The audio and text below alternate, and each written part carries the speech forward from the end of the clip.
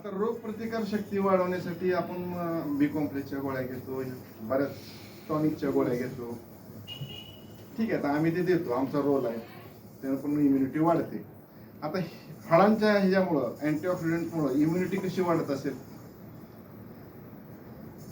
त्याच्या immunity वाढण्याचं main कारण आहे, तुम्हाला मी सांगितलं, हे काय आहे? सेल मेम्ब्रेन आहे, पेशीचं आवरण आहे की नाही?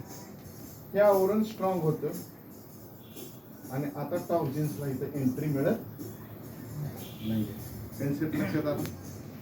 मी हे तुम्हाला अगदी साध्या सोप्या भाषेत का सांगतोय? तुम्ही जेव्हा प्लॅन सांगायला जाता तर 100 जण 1000 क्वेश्चन विचारणार असतात. इम्युनिटी कशी वाढेल हे तुम्हाला सांगता आलं पाहिजे की बाबा हे घेतल्यानंतर जे सेल मेम्ब्रेन आहे ते स्ट्रॉंग होतं. आता त्याच्यामध्ये एंट्री कशाचे होत नाही. मला आता एक सांगा, हॉटेलमधलं 500 जण पाणी पितात, त्यातले 2-4 फक्त काय वेळ होते? सगळ्यांना काय वेळ होते का? बरोबर आहे. हवेमध्ये तुम्ही आता पॅथॉलॉजीचं कोण आहे इथं? लॅबचं कोण आहे का? नाही. हवेमध्ये तुम्ही आहात का? हवेमध्ये मायकोबॅक्टेरियम, ट्युबरक्युलोसिस सगळीकडे आहेत, म्हणजे टीबीचे जंतू सगळीकडे आहेत, बरोबर?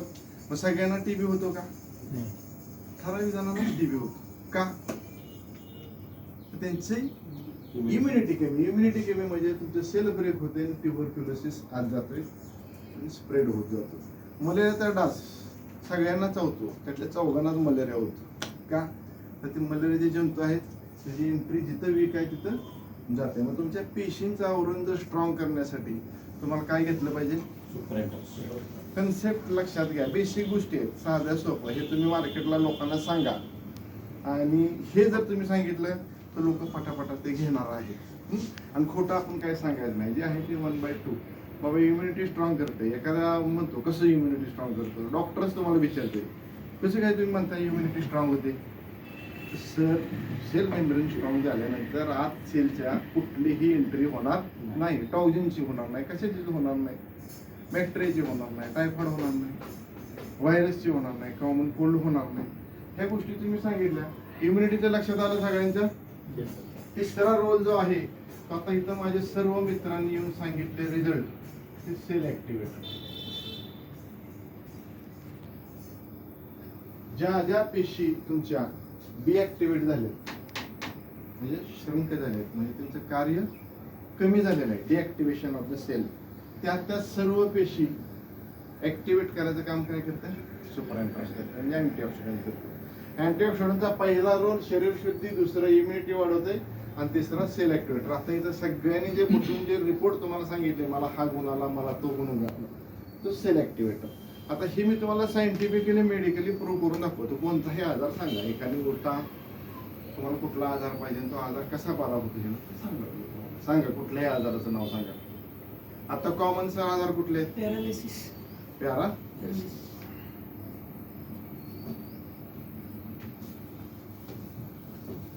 मला खरंच असा थोडासा भास व्हायला लागलाय, आपण मेडिकल कॉलेजला प्रोफेसर आहे. पॅरालिसिस हा कशाचा आजार आहे? मेंदवाचा, बरोबर? आता त्यांनी सरांनी सांगितलं की पॅरालिसिस का होतो आपण बघूया.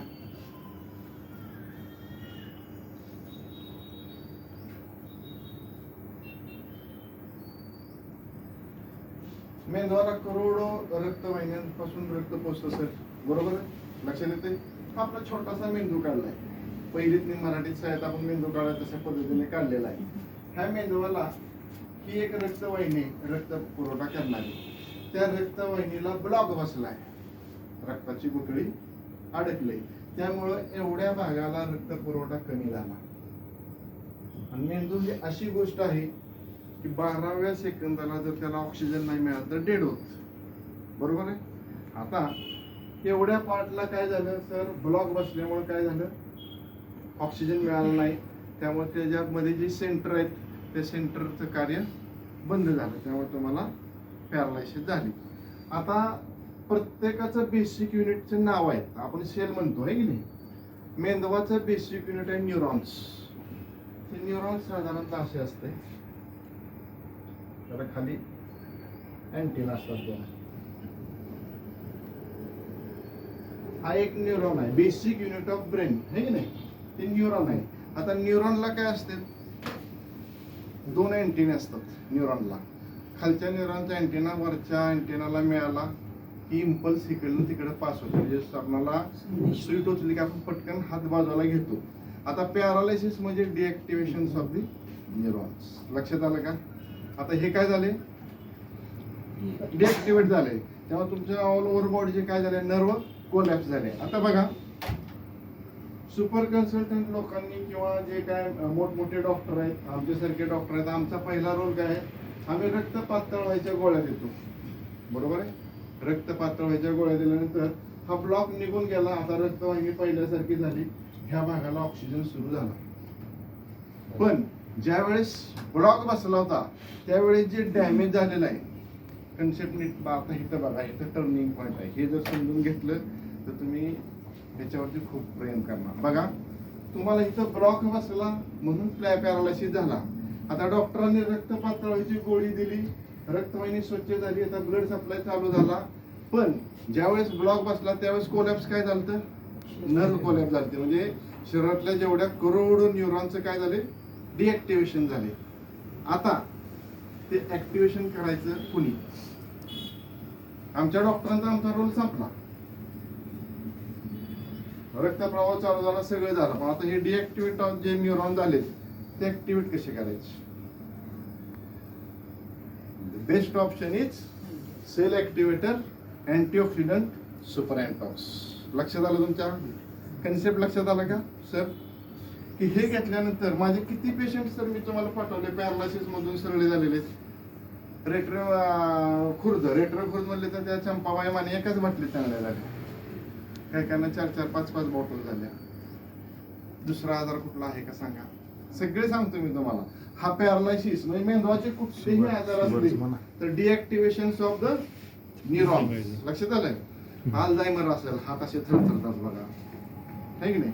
पिटीचा त्रास असेल, मेंदवाचे कुठलेही आजार घ्या, शुगर, ब्लड शुगर, डायबिटीजही उदाहरण घेऊया. हा कन्सेप्ट क्लिअर झाला सगळ्यांना? आता सरांनी सांगितले शुगर, मला वाटतं आता हे सगळ्यांच्या पाठ व्हायला पाहिजे. हे कंटिन्युअस करा सर. बेसिक नॉलेज आहे, हे लोकांना तुम्ही पटवून द्या. त्यात काहीही खोटं नाही, अगदी सायंटिफिकली प्रूव्ह आहे. तर शुगर सांगितले सरांनी, डायबिटीज मेलायटिस त्याला आपण म्हणतो. अन्ननलिका आहे, जठर आहे. जठर जेव्हा लहान आतड्याला मिळतं, इथं स्वादुपिंड असतं आणि पुढं हे लहान आतडं चालू होतं. बरोबर? ह्या स्वादुपिंडात, त्याला आपण पॅनक्रियाज म्हणतो आम्ही, ह्या स्वादुपिंडातल्या छोट्या छोट्या डॉट डॉट दाखवलेल्या पेशी इन्सुलिन तयार करतात. काय तयार करतात? इन्सुलिन तयार करतात. तुम्ही जेवले, 2.5 तास अन्न तयार झालं, हा अन्नरस पुढे जाताना त्या अन्न रसावरती घेतल्या स्वादुपिंडातल्या पेशी इन्सुलिन सोडतात आणि त्या अन्नातली साखर कमी होते आणि ते रक्तात मिसळले जाते. तुमचं शुगर कमी होते. आता डिॲक्टिव्हेशन ऑफ द बीटा सेल आपण म्हणतो, इन्सुलिन तयार करणारे पेशी डिॲक्टिव्हेट झाल्या तर ते काय तयार करणार आहेत? इन्सुलिन कमी करणार आहेत. हे लक्षात येतं या सगळ्यांच्या? इन्सुलिन आता कमी व्हायला लागलं, तयार डिॲक्टिव्हेशन झाले. आता अन्नातून साखर जी कमी व्हायला पाहिजे ते आता होते का? नाही होत. मग त्या पेशंटला काय होणार? आहे अशी साखर पुढे रक्तात जाणार, मग त्याचं निर्माण काय होणार? डायबिटीज मेलायटिस. सर किती पेशंट आहेत आपले? 450 ते 150 शुगर आलेले खूप आहे. विथ प्रूफ आहे आपल्याकडे. आणि मला आता ते पुढच्या वेळेस सर काय तिथे डिस्प्ले करायचं आहे, बिफोर अँटॉक्स, आफ्टर अँटॉक्स. म्हणजे जास्त काय सांगावं लागणार नाही तुम्हाला. ते आपलं तुमच्या ओटाचं आहे. डायबिटीजचं रिपोर्ट्स, पेशंटचं नाव, डेट, फास्टिंग पीपी आपण केलेले ते रिपोर्ट्स, बिफोर अँटॉक्स, आफ्टर अँटॉक्स, ते आपण एकदा पीपीटी करू. हा कन्सेप्ट लक्षात आला? आता इथे काय झालंय? डिॲक्टिव्हेशन झाले स्वादुपिंडाच्या पेशींचं.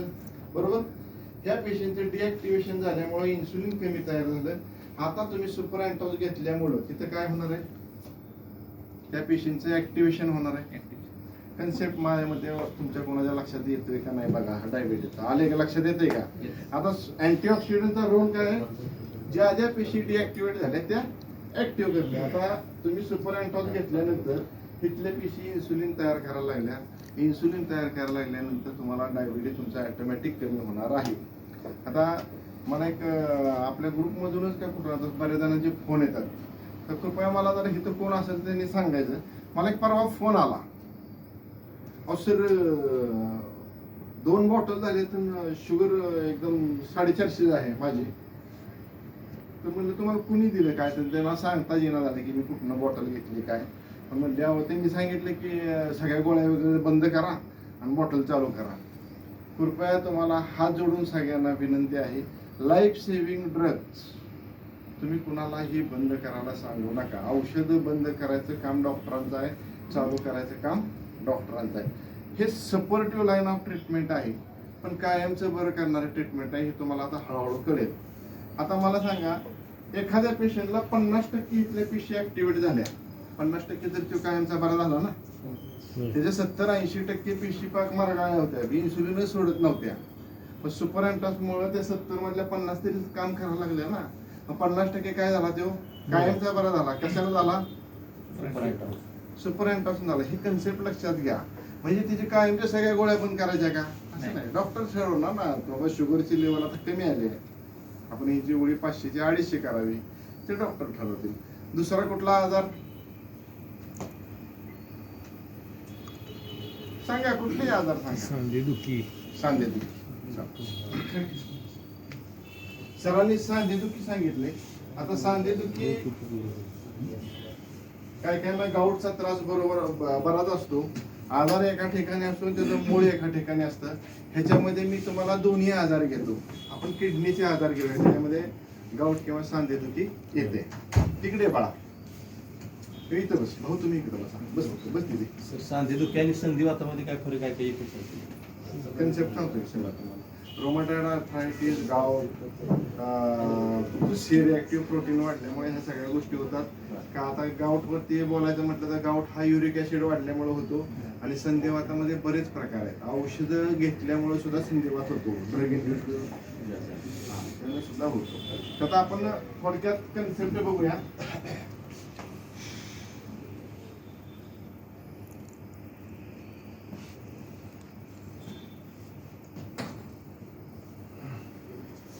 हे किडनी आहे, ही लघवीची पाईप आहे, त्याला युरेटर म्हणतो, आणि ही पिशवी असते, बॅग, युरिनरी बॅग. किडनीमध्ये रक्त फिल्टर होतं.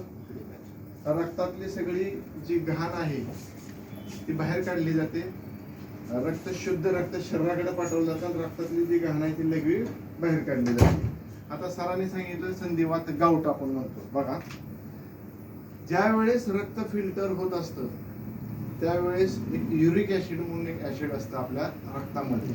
ते लघवीतनं सगळं बाहेर पडलं पाहिजे. लघवीतून सगळं बाहेर पडलं पाहिजे आणि स्वच्छ रक्त शरीराकडे आलं पाहिजे. ते जे युरिक ऍसिड आहे ते संपूर्ण बाहेर न पडता थोडं रक्तात मिसळते.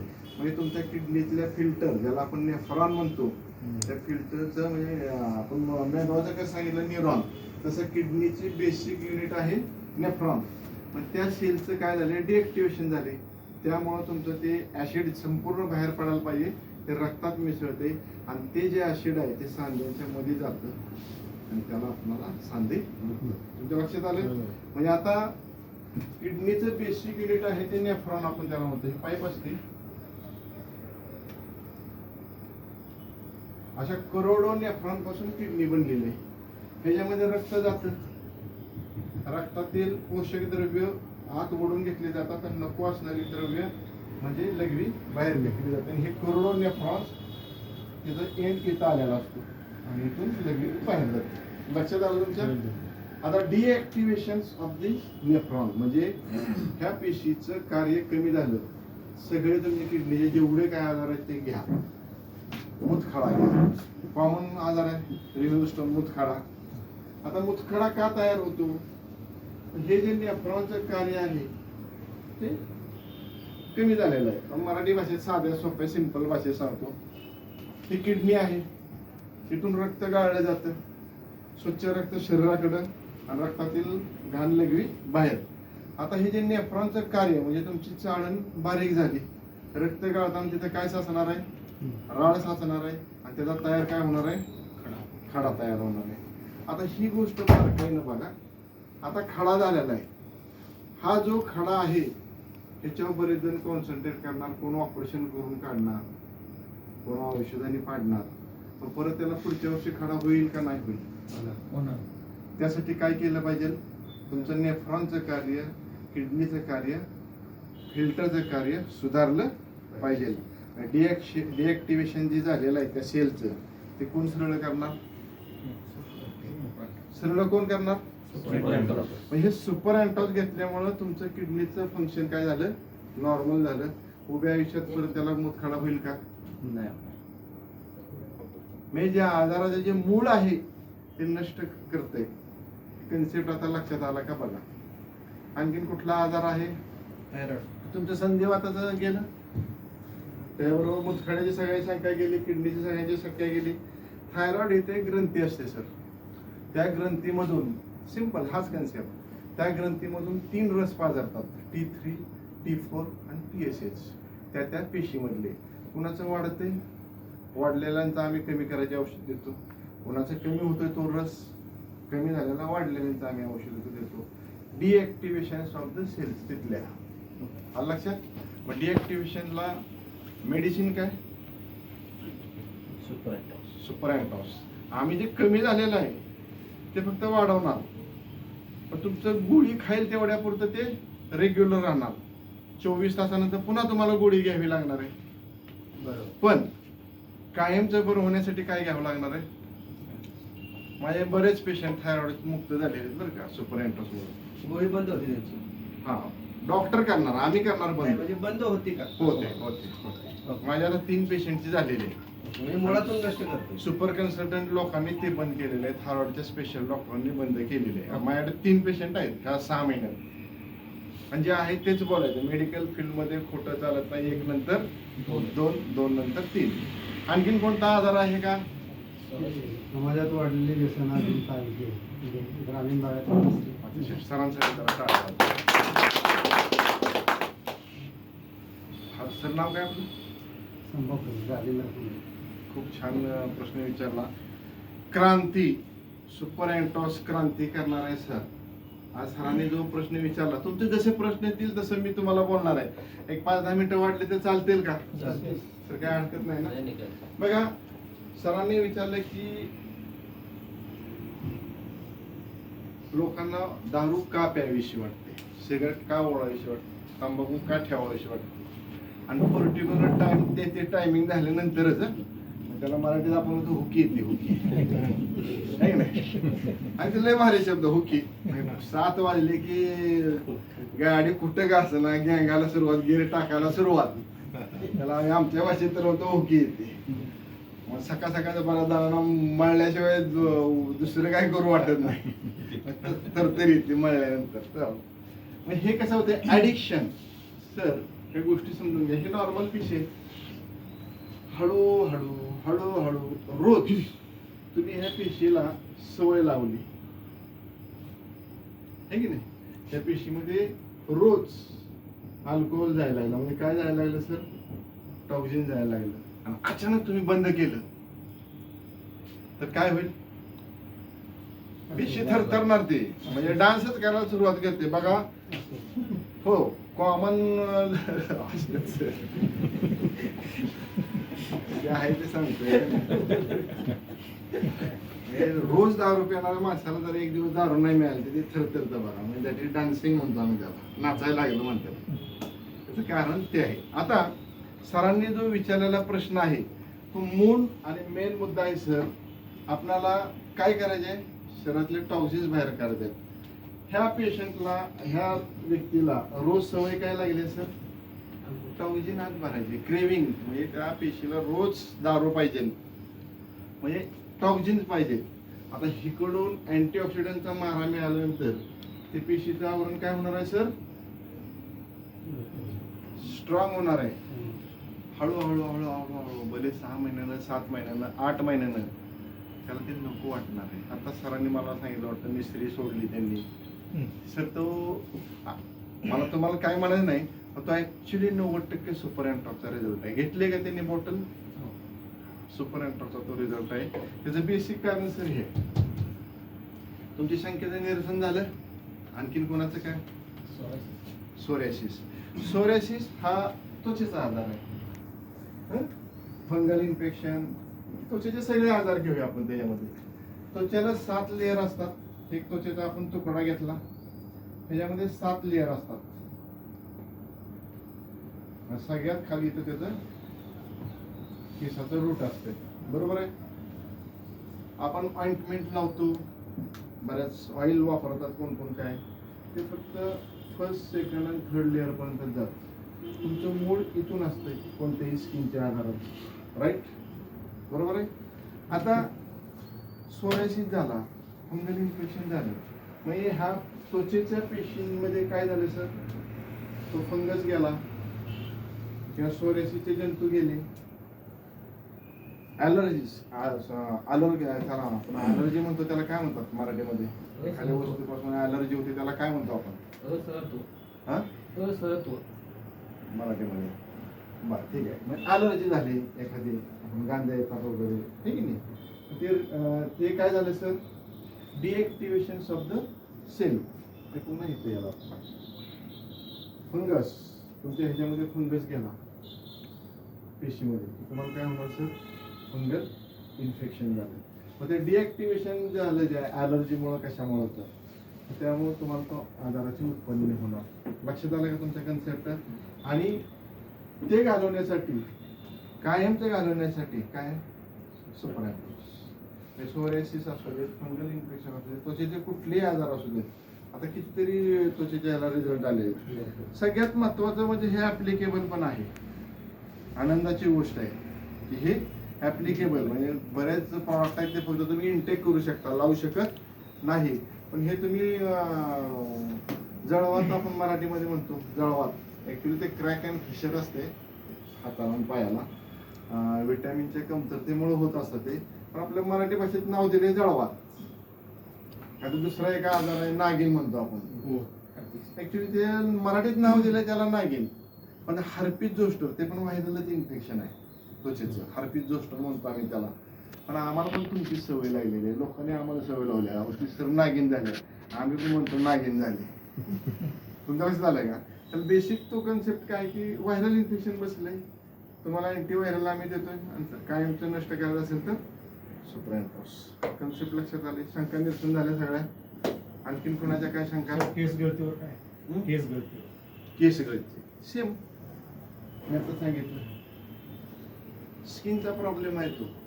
तिथल्या पेशी ज्या पोषक तत्व तुमच्या रक्तातून हेअर रूटला भेटली पाहिजेत, ती भेटत नाही. केस गळती का होते सांगा? जे काही विटॅमिन्स आहेत तुमच्या त्या केसांना लागणारे, ए पासून झेड पर्यंत, ते मुळापासून वरनं तुम्ही कितीही तेल लावा. मला बऱ्याचदा कन्सेप्ट असे लक्षात काय काय येत नाही की आजार आत आहेत आणि आपण वरनं बरंच काय काय अप्लेबल करतो, स्प्रे मार, हे कर ते कर. तुम्ही सर केस कोणाचे गळते आहेत? तुमचे गळतात का सर? सुपर अँटॉक्स किती खाल्ले तुम्ही? काय आदत आलाय तुम्ही? ठीक आहे सर, तुम्ही 5 बॉटल सुपर अँटॉक्सच्या घ्यायच्या आणि तुम्ही येऊन पुढच्या वेळेस तर स्टेजला सांगायचे की माझे केस गळायचे थांबले. त्यांना पोषक तत्व मिळत नाही, त्यांना मिळणार आहेत. आणखीन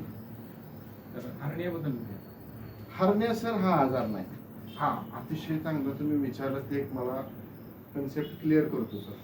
हर्निया हा आजार नाही. आपण पोत्यात सामान भरतो आणि कडेला पोतं फाटतं, हे की नाही, आणि त्यातनं सामान बाहेर येतं पोत्यातनं. आपण ते काय करतो, हात ढकलतो आणि शिवतो. हर्नियाला जगात कोणतंही औषध नाही, त्याला ऑपरेशनच करावं लागतं. म्हणजे अतिशक्ती कुठेही करू नका. एखाद्याला हर्निया असला, 5 बाटून घे, तुझा हर्निया जाणार. मी सांगतो तुझा जाणार हर्निया. कसं जाईल, तिथं बिळूक पडलं तुझा हर्निया जाणार कसा? शक्य आहे का ते? सुपर अँटॉक्स म्हणजे आहे त्या गोष्टी आहेत सर. अपेंडिक्स नाही, मेडिकल इमर्जन्सीला याचा यूज नाही. अपेंडिक्स सुजले, त्यात पूज आला असला तर ते फाडून काढावंच लागणार आहे. हे अतिशक्ती कुठं करायची नाही. जे बेसिक कन्सेप्ट लक्षात घ्या. मोठमोठे आजार आहेत ते कायम करायचं, बरं करायचं काम हे करत नाही. तुमचं कॅन्सर काय एक नंबर रिझल्ट आहे सर कॅन्सरला. तुम्हाला कॅन्सरची संख्या काढू का?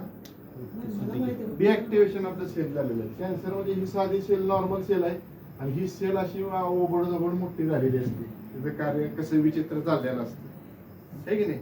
मग ही सेल मध्ये मला कॅन्सर झालाय, शेजारच्या सेलला धरते, तू पण माझ्यासारखी हो ओबड दोबड. म्हणजे कॅन्सरला चित्र आपण दिलं खेकड्यासारखं तिरकं, ते असं चालत पुढे पुढे वाढत जातं. अँटीऑक्सिडंटनं तुमच्या इथं भिंत तयार होते, पुढच्या सेलला कॅन्सर होऊन देत. आणि ही झालेली सेल सुद्धा हळूहळू तर थोडस आता वेळ खूप घेतलेला आहे मी तुमचा. जाता जाता दुसऱ्या एका प्रॉडक्ट बद्दल सांगणार आहे मी सर. सर कावीळ किंवा मलेरिया ठीक आहे, सेम सेमच आहे. डोळ्यासाठी आता जो लय मोठा जीव झालेला आहे. मी ह्या सगळ्यांना म्हणतोय बाबा त्या हरण्यासारखा आहे. मग कोणतरी कोण हो सर? जाधव सर म्हणले आले आणि म्हणले माझा चष्माच गेला. म्हणून मी पण टाळ्या वाजवल्या, गेला तर गेला म्हणून. तर त्याचा काही कन्सेप्ट नाही सर. जे आहे ते आहे, ते पडू शकतं एखाद्याला दृष्टीला फरक, पण जे प्रूव्ह झालंय मेडिकली ते मी बोललेलो आहे. तर आता दुसराच असाच एक प्रॉडक्ट छानसा आहे, तो आहे मॅग्नेटिक मॅट्रेस. याच्यामध्ये छोटे छोटे नॅनो चुंबक आहेत. चुंबकीय थेरपी गेले 500 वर्षापासून चालू आहे. का वापरायचं चुंबक? तर त्याचं थोडक्यात कारण बेसिक